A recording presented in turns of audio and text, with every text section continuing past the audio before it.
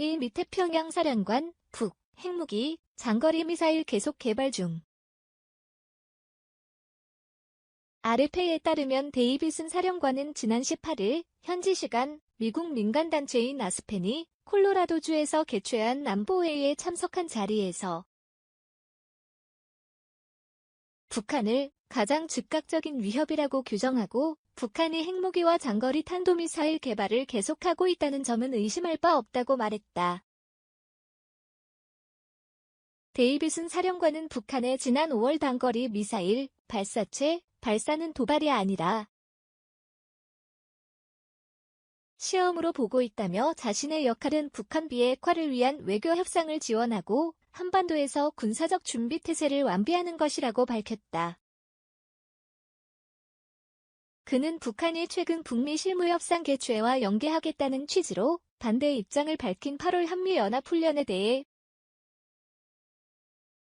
우리는 한반도에서 2월과 8월 두 차례 주요 한미연합 군사훈련을 한다며 내 명령은 8월에 훈련을 실시하는 것임을 말할 수 있다고 말했다. 이는 미국 리더십의 정치적 판단에 따른 최종 결정은 변론으로 하더라도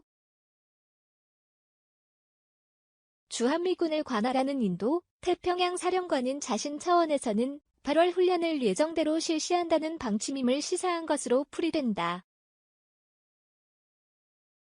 또한 데이비슨 사령관은 북한의 해상 불법 흔적 단속은 국제사회의 승리, 트라이엄프라며 선박 대 선박 흔적을 통한 북한의 정제유 밀수입과 석탄 밀수출을 막는 다국적 차원의 단속은 계속되고 있다고 밝혔다. 그러면서 데이비슨 사령관은 중국이 자국 영해에서 자행되고 있는 북한의 불법 흔적 행위조차 단속하지 않는 등 비협조적 태도라고 지적했다고 RFA는 전했다. 미 태평양 사령관, 북, 핵무기, 장거리 미사일 계속 개발 중. 필립 데이비슨 미국 인도 태평양 사령관은 북한의 핵과 미사일 실험 중단으로 북미 간 긴장이 많이 줄었지만 북한은 여전히 핵, 미사일 개발을 멈추지 않고 있다고 밝혔다고 자유아시아 방송 RFA 20일 보도했습니다. RFA에 따르면 데이비슨 사령관은 지난 18일 현지 시간 미국 민간단체인 아스펜이 콜로라도주에서 개최한 안보회의에 참석한 자리에서 북한을 가장 즉각적인 위협이라고 규정하고 북한이 핵무기와 장거리 탄도미사일 개발을 계속하고 있다는 점은 의심할 바 없다고 말했습니다. 데이비슨 사령관은 북한의 지난 5월 단거리 미사일 발사체 발사는 도발이 아니라 시험으로 보고 있다며 자신의 역할은 북한 비핵화를 위한 외교 협상을 지원하고 한반도에서 군사적 준비 태세를 완비하는 것이라고 밝혔습니다. 그는 북한이 최근 북미 실무협상 개최와 연계하겠다는 취지로 반대 입장을 밝힌 8월 한미연합훈련에 대해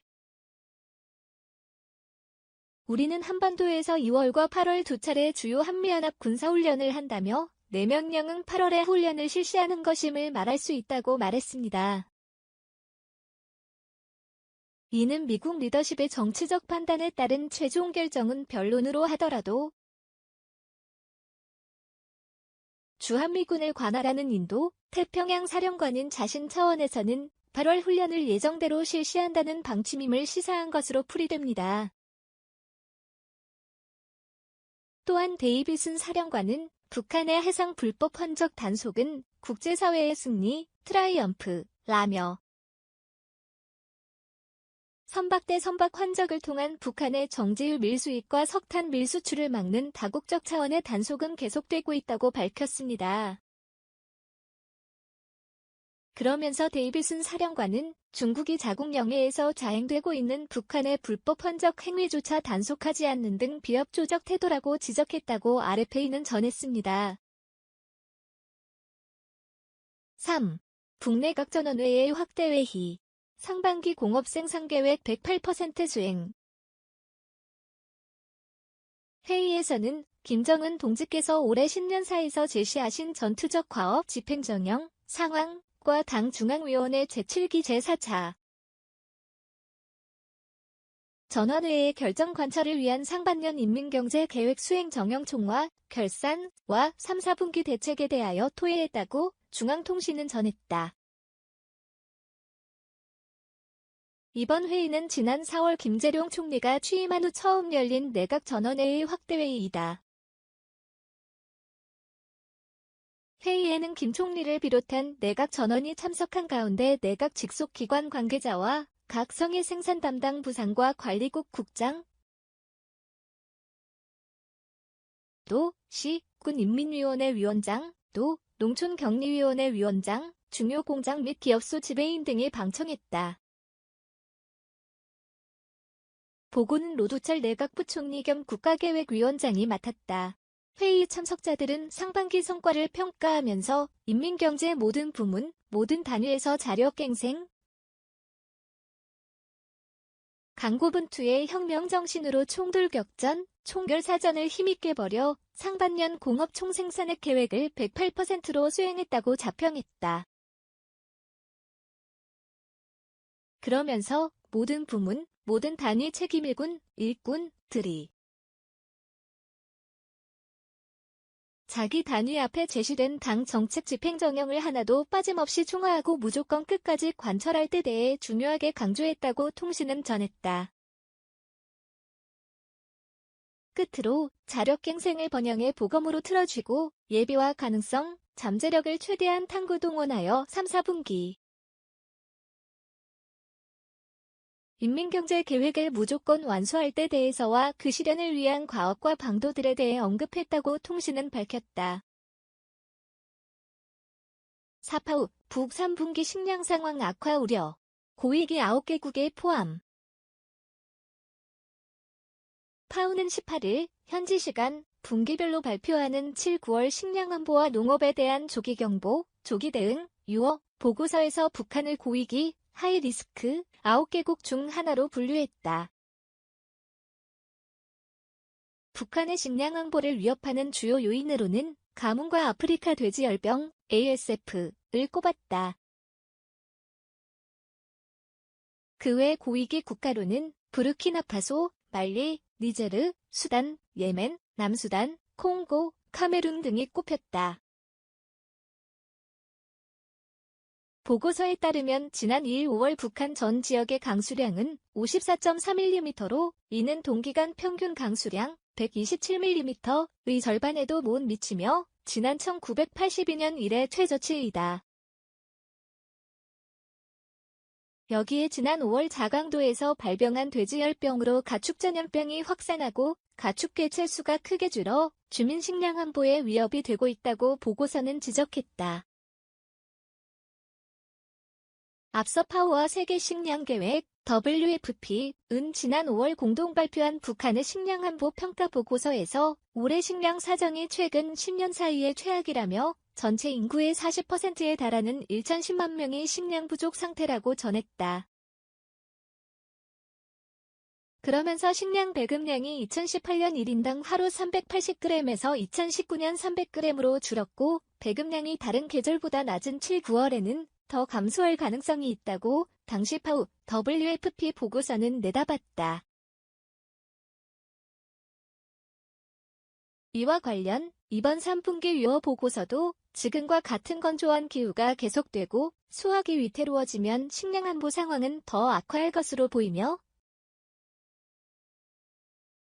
식량 배급량이 더욱 줄어들 것으로 보인다고 밝혔다.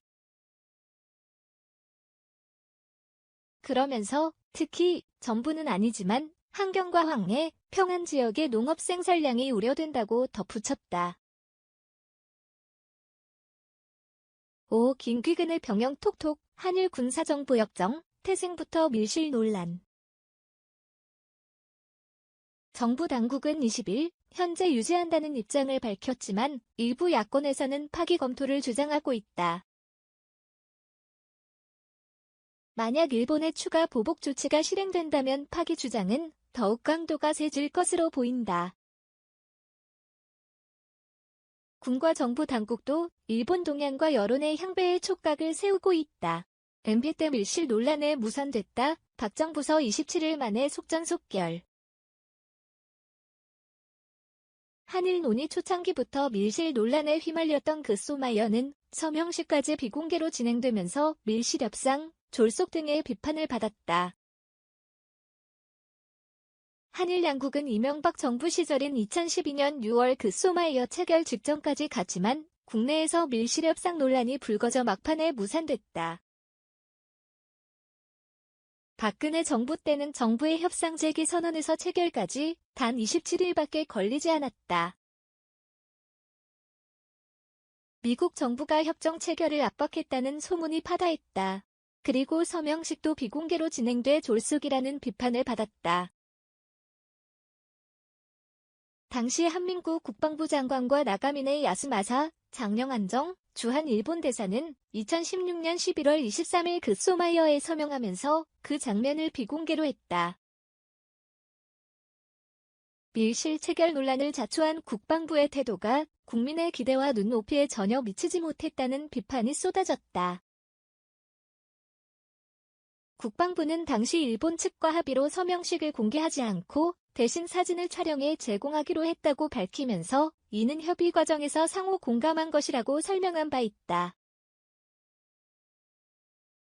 어느 쪽에서 비공개로 하자고 먼저 제안했는지에 대해서는 알아서 해석하라는 무책임한 답변도 있었다.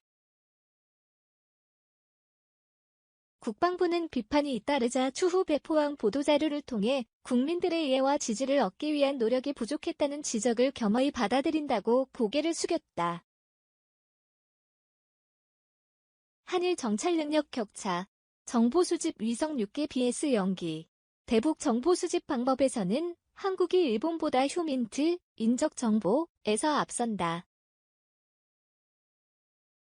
탈북자와 북, 중 인접 지역에서 인적 네트워크를 통해 수집한 대북 정보가 많아서다. 물론 휴민트를 통한 대북 정보는 모든 것을 신뢰하기 어렵다. 직접 목격하지 않고 풍문을 그대로 옮기는 경우가 더 많다는 한계가 있다. 미국은 주한미군의 휴민트 정보부대를 창설했다. 일본 측은 한국의 휴민트 정보에 관심을 두고 있다고 정보 당국에 몸담았던 인사는 전했다. 실제로 한국은 그 소마이어에 따라 탈북자나 북, 중 접경 지역의 휴민트, 군사분계선 일대의 감청수단, 식인트 등을 통해 수집한 대북 정보를 전달한다고 한다. 대북 정찰 능력 측면에서는 일본과 한국의 격차는 크다. 일본이 다양한 정보 자산을 더 많이 운용하고 있어서다. 일본은 정보 수집 위성 6기와 1000km 밖의 탄도미사일을 탐지할 수 있는 레이더를 탑재한 이지스함 6척, 탐지거리 1000km 이상 지상 레이더 4기, 공중조기경보기 17대, P3와 P2 등 해상 초계기 110여 대 등의 다양한 정보 자산을 보유하고 있다. 한국은 대북 정보 수집을 전담하는 위성은 한 개도 없다. 오는 2022년부터 군 정찰위성을 쏘아 올리는 것을 목표로 하지만 그 해에 발사될지는 아직 미지수다. 사업 추진 방식 및 체계 개발 우선순위 업체가 자주 바뀌고 있어서다. 1조 2214억 원을 투입해 영상 레이더, 사, 전자광학, EO, 적외선, IR, 위성 등 5기를 확보할 계획이다. 사업 종료 목표 연도는 오는 2024년이다. 현재 3척인 이지스함은 2020년대 후반까지 3척을 추가로 건조할 계획이다. 해상 초계기 P3C는 16대를 보유하고 있다. 일본보다 압도적인 열세에 있다. 앞으로 일본 P1 초계기와 성능이 유사한 P8A, 포세이돈 6대를 미국에서 도입할 계획이다. 공군은 보잉 737 기반의 PCI 항공통제기, 조기경보기 4대를 운영하고 있으나 핵심 장비 고장이 잦아 제 기능을 발휘하는 데 애를 먹고 있다. 앞으로 성능이 우수한 조기경보기에서 3대가량을 더 확보할 계획이다. 1위성, 리위성 한반도 사각시간 커버, 핵, 미사일 기술 재원 제공. 미국 첩보위성은 하루에 3차례에서 4차례 한반도 상공을 지나간다. 미국 위성이 커버하지 못하는 사각시간이 존재하는데 일본의 위성이 이 사각시간을 일부 보완한다는 게 군 관계자들의 설명이다. 일본이 그 소마이어에 따라 제공하는 정보는 북핵, 미사일 기술 재원에 관한 것들이라고 군 관계자는 설명했다. 2017년 8월 일본 홋카이도, 북해도 상공을 지나 북태평양에 떨어진 화성 12형. 그해 11월 29일 새벽 발사에 일본의 배타적 경제수역 이즈에 낙하한 화성 15형 탄도미사일 분석 정보도 전달된 것으로 알려졌다. 이들 탄도미사일에 관한 정보는 꽤 유용했던 것으로 전해졌다. 북한의 잠수함 기지 동향과 잠수함 발사 탄도미사일 SLBM 개발 동향에 관한 정보도 정부에 전달한 것으로 알려졌다. 2017년에는 북한의 6차 핵실험 분석 정보도 전달됐다고 한다. 그러나 시시콜콜한 정보는 공유 대상이 아니다. 적어도 2급 이상의 고급 정보가 공유되고 있다. 하지만 공유된 정보는 철저히 비밀로 관리된다. 제3자 제공도 금지된다. 국회 외교통일위원회 소속 더불어민주당 송영길 의원은 지난 1월 국방부 자료를 인용해 그 소마이어 체결 후 공유한 군사기밀은 2016년 1건, 2017년 19건, 2018년 2건 등 모두 22건이라고 주장했다. 정부의 한 당국자는 특정 국가와 체결하는 군사정보보호협정은 단순한 협정 차원을 넘어서 양국 간 신뢰를 유지해주는 기제, 도구 역할을 한다고 말했다.